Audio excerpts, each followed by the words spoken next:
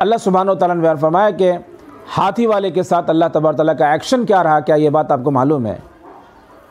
یہاں جو بات اصل میں ہے وہ یہ ہے کہ جو خبر اللہ کے رسول صلی اللہ علیہ وسلم کو دی جا رہی ہے وہ خبر آپ صلی اللہ علیہ وسلم کی پیدائش کے سال کی ہے، اور اس خبر کے حوالے سے آپ صلی اللہ علیہ وسلم کو ایک بات کہی جا رہی ہے کہ آپ کو یہ بات پہنچی ہے کہ نہیں، یہ بات معلوم ہے کہ نہیں ہے، یہ جانکاری آپ کے علم میں ہے کہ نہیں ہے۔ رہنمائی یہ ملتی ہے کہ ہسٹری کا جاننا، تاریخ کا جاننا اہل ایمان کے لیے بہت ضروری ہے، کیونکہ جب آپ ہسٹری جانتے ہیں، تاریخ جانتے ہیں، تو آپ کو پتہ ہوتا ہے کہ جو واقعات آپ کے سامنے میں وقوع پذیر ہو رہے ہیں، اس طرح کے واقعات، اس سے بڑے واقعات، اس سے دردناک واقعات، اس سے المناک واقعات اس سے پہلے بھی کبھی ہو چکے ہیں، گزر چکے ہیں۔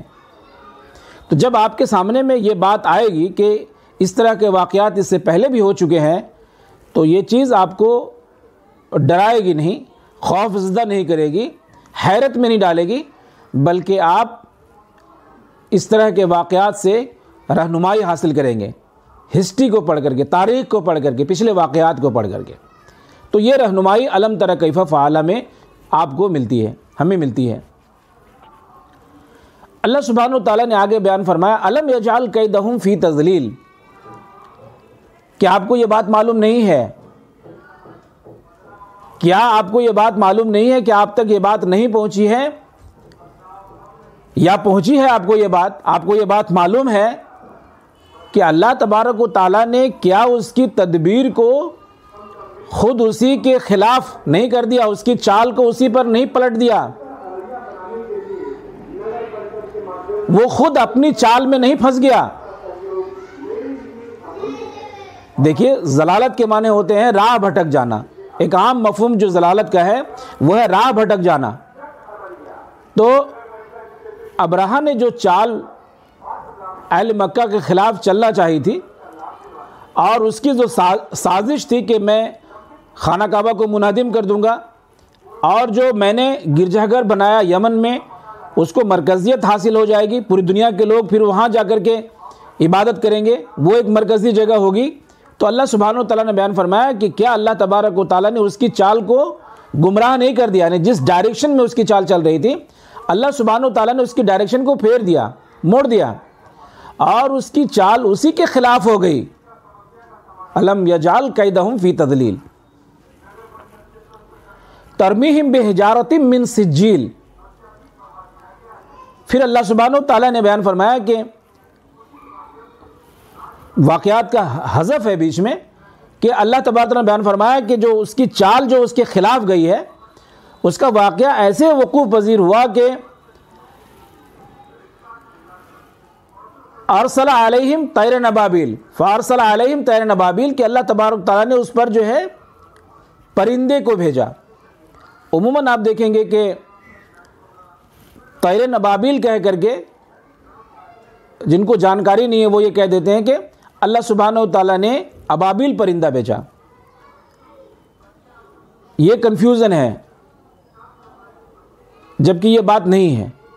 بات یہ ہے کہ اللہ سبحانہ و تعالیٰ نے پرندوں کا ایک جھنڈ بھیجا، پرندوں کا ایک گول بھیجا۔ تو ابابیل کے معنی ہوتے ہیں پرندوں کے جھنڈ، پرندوں کے گول۔ اب یہاں دیکھیں آپ کے طیرن جو ہے وہ کیا ہے؟ نکرہ ہے۔ یہ جو پرندہ ہے یہ شاہین بھی ہو سکتا ہے، جو بڑے پرندوں میں شمار ہوتا ہے، اور بڑی اونچی پرواز اس کی ہوتی ہے۔ اور یہ پرندہ بالکل چھوٹے سے گوریے کی شکل کا بھی ہو سکتا ہے، یہ بھی ہو سکتا ہے کہ اس میں چھوٹے پرندے بھی ہوں، بڑے پرندے ہوں۔ تو جب اللہ سبحانہ و تعالیٰ نے یہ بیان فرمایا کہ طیر نبابیل، تو نہ ہمیں طیرن سے کسی بڑے پرندوں کو مراد لینا، نہ چھوٹے پرندوں کو مراد لینا ہے، نہ یہ مراد لینا ہے کہ اس سے صرف ایک ہی پرندہ مراد ہے، کیونکہ طیرن جو ہے وہ عموم کے لیے آیا ہے، طیرن جو ہے جنس کے لیے آیا ہے۔ پرندوں کا ایک جھنڈ بھیجا اللہ سبحانہ و تعالیٰ نے، طیر نبابیل۔ ان پرندوں کے بارے میں کہا جا رہا ہے کہ ترمیہم بحجارۃ من سجیل، یہ جو پرندے ابرہہ پر ٹوٹ پڑے یہ فوج کی شکل میں ٹوٹ پڑے۔ اب یہاں پر یہ بات ہمیں اور آپ کو سمجھنے کی ہے کہ اللہ سبحانہ و تعالیٰ جو ہے وہ انسانوں کا محتاج نہیں ہے، کسی کا بھی محتاج نہیں ہے، کسی مخلوق کا محتاج نہیں ہے کہ انسان اللہ تبارک و تعالیٰ کی مدد کرنے کے لیے آئیں گے، اس کے راستے میں آئیں گے تو اللہ تبارک و تعالیٰ کا کام ہوگا، اور انسان اگر کسی کام کو چھوڑ دے گا تو اللہ تبارک و تعالیٰ کا کوئی کام رک جائے گا۔ نعوذ باللہ من ذالک، ایسی کوئی بات نہیں ہے۔ تو اللہ سبحانہ و تعالیٰ نے یہاں پر یہ بات بیان فرمائی کہ بنفس نفیس اللہ تبارک و تعالیٰ کی فوج جو ہے وہ اتر گئی، اور وہ فوج کیا تھی؟ وہ انسانوں کی فوج نہیں تھی، وہ فوج جو ہے پرندوں کی فوج تھی۔ تو اللہ سبحانہ و تعالیٰ نے اپنی مشن کی تکمیل کے لیے، دشمن کے خاتمے کے لیے، اپنے گھر کی حفاظت کے لیے اللہ تبارک تعالیٰ نے پرندوں کا انتخاب فرمایا، طائرن ابابیل۔ تو یہ پرندے جب اس پر نازل ہونے لگے تو کس کے ذریعے سے؟ بحجارۃ، یہاں بھی نکرہ ہے، پتھر لے کر کے۔ اب یہ پتھر بڑے تھے یا چھوٹے تھے؟ یہ جو پرندے پتھر گرا رہے تھے، یہ پتھر کس سائز کے تھے، کتنے بڑے تھے؟ تو اس کی وضاحت بھی یہاں نہیں ہے۔ اور من سجیل، یہ کیا تھے؟ یہ پتھر جو تھے وہ آگ میں تپائے ہوئے تھے۔ سجیل کہتے ہیں ان پتھروں کو جو آگ میں تپائے ہوئے۔ تو ترمیہم بحجارۃ من سجیل، اس پر آگ میں تپائے ہوئے اس پہ پتھر گرانے لگے۔ اب اس کے بعد اللہ سبحانہ و تعالیٰ جو بیان فرماتا ہے کہ یہ آگ میں تپائے ہوئے پتھر تھے، تو یا ظاہر ہے کہ یہ پتھر کہاں تپائے گئے، کس آگ میں تپائے گئے یہ پتھر؟ تو یہاں پر ایک رہنمائی ملتی ہے کہ کہیں ایسا تو نہیں ہے کہ یہ پتھر جہنم کی آگ میں تپائے گئے تھے؟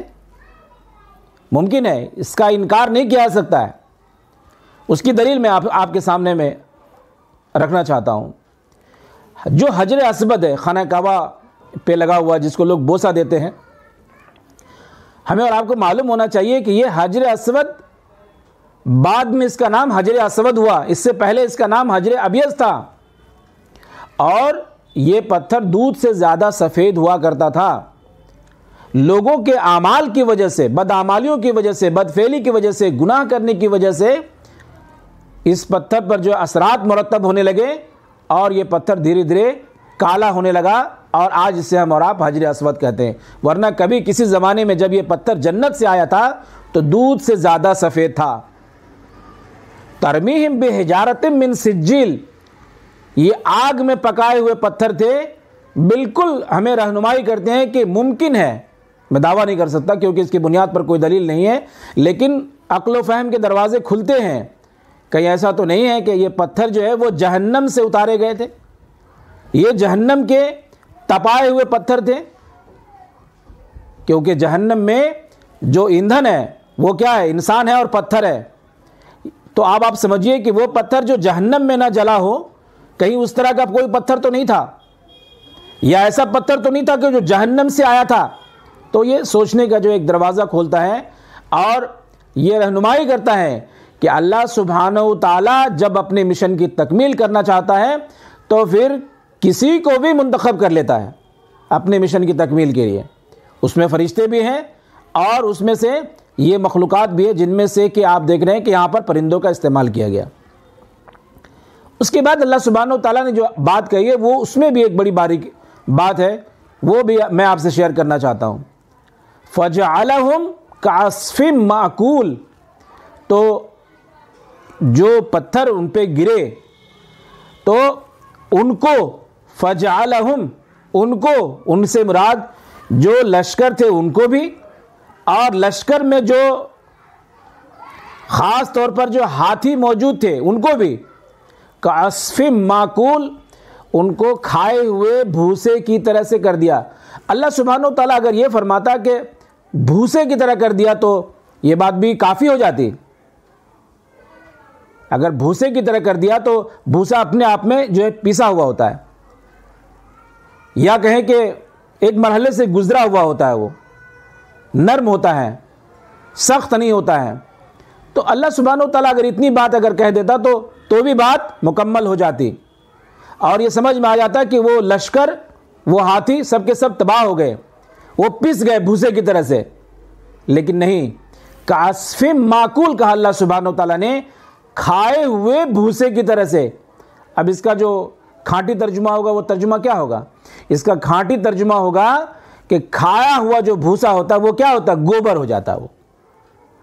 یعنی اس پتھر نے اس کے اوپر میں وہ اثر مرتب کیا کہ وہ اس میں جلے، اس میں وہ پگھلے، اور پگھلنے کے بعد جو اس کی حالت بھی وہ ایسے ہو گئی کہ اس کی پوری شکل بدل گئی. ٹھیک ہے، کوئی چیز جب کھائی جاتی ہے تو اس کے بعد جو اس کے جو مراحل ہیں، آپ اس کے مراحل پہ غور کریں کہ کیسے اس کو چبایا جاتا ہے، پیسا جاتا ہے، کیسے اس کو ہیٹ ملتی ہے، اور کیسے مرحلے وار جو ہے وہ آنتوں سے گزر کر کے وہ باہر نکلتا ہے. تو جو یہی میکانزم جو ہے جانور میں بھی ہے، انسانوں میں بھی ہے. تو اللہ سبحانہ و تعالیٰ نے جو پتھر گرایا ان پرندوں کے ذریعے سے، تو اس کے اندر جو قوت تھی، جو طاقت تھی، وہ طاقت ایسی تھی کہ اس نے پہلے اسے جلا دیا، پھر اس کو جو ہے کیا کر دیا؟ پیس دیا، اور پھر اس کے بعد اس کی پوری حالت متغیر کر دی، اور ایسی حالت کر دی کہ اللہ سبحانہ و تعالیٰ بیان فرماتا ہے کہ کھائے ہوئے بھوسے کی طرح، یعنی گوبر بنا دیا اللہ سبحانہ و تعالیٰ نے. اللہ سبحانہ و تعالیٰ نے جس کو کہ اپنے اوپر میں بڑا ناز تھا کہ اتنا بڑا لشکر میں لے کے جا رہا ہوں، مکے والوں کے پاس میں کوئی فوج نہیں ہے، عبد المطلب بالکل نہتھا ہے، وہاں کے لوگ کچھ بھی نہیں کر سکتے ہیں. اللہ سبحانہ و تعالیٰ نے اس کی ساری ایکڑی، اس کی ساری اکڑ، اس کے سارے تکبر کو مٹی میں ملا دیا اور اسے گوبر بنا دیا. یہ ہے اس کا لٹرل ترجمہ.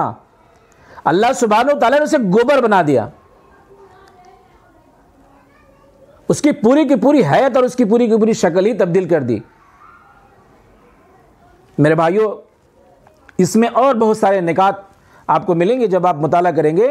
جو مجموعی طور سے جو بات سمجھ میں آتی ہے وہ بات یہ ہے کہ جب انسان نہتھا ہو جاتا ہے اور مومن جو ہے کمزور ہو جاتا ہے، اور مومن کا کوئی کارساز نہیں ہوتا، اور مومن اس قابل نہیں ہوتا کہ وہ اللہ تبارک تعالیٰ کے کسی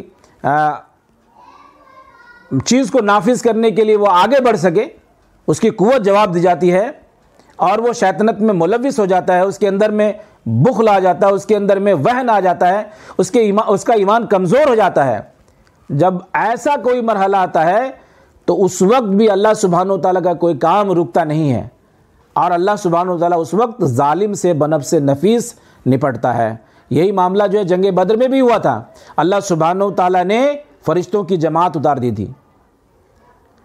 اللہ تبارک تعالیٰ کی بارگاہ میں دست بدعا ہوں کہ اللہ سبحانہ و تعالیٰ ہمیں اور آپ کو قرآن مجید کو غور سے پڑھنے کی توفیق عطا فرمائے، تدبر اور تفکر کے ساتھ پڑھنے کی توفیق عطا فرمائے، اور اللہ سبحانہ و تعالیٰ ہمیں توفیق عطا فرمائے کہ جب ہم اسے پڑھنے کے لیے بیٹھیں تو کوئی نہ کوئی نئی بات ہمیں اللہ سبحانہ و تعالیٰ سمجھا دے، اور اس کے ذریعے سے ہماری رہنمائی کر دے، جس کی وجہ سے ہمیں تقویت حاصل ہو، جس کی وجہ سے ہمارا ایمان مضبوط ہو، جس کی وجہ سے قرآن پر ہمارا اعتماد بحال ہو، اور جس کی وجہ سے ہمیں لگے کہ قرآن مجید ایک ایسی کتاب ہے جس کو روز پڑھنا چاہیے. وآخر دعوانا ان الحمد للہ رب العالمین.